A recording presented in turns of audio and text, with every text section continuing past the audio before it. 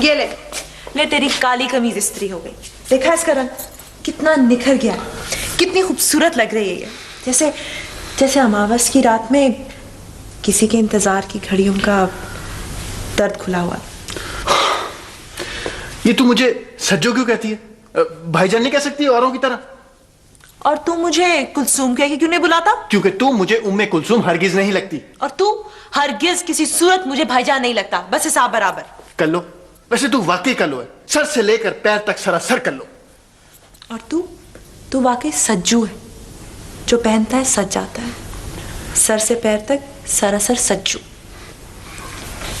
खैर, अब हम तेरी तरह खुर्दे थोड़ी हैं कि किसी की तारीफ भी ना करें।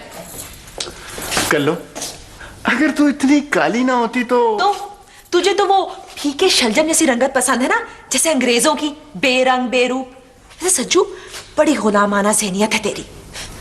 तू इतना सज्जू ना होता ना तो। बकवास ना कर, बड़ी आई।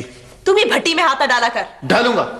किस बात की तड़ी है? क्या कर लेगी तू? सज्जू छोड़ मेरे बाल, छोड़। सज्जू के बच्चे, नहीं तो मैं तुझे कच्चा चबा जाऊंगी। कच्चा चबाएगी? हैं? हिम्मत है? चबा चबा चबा।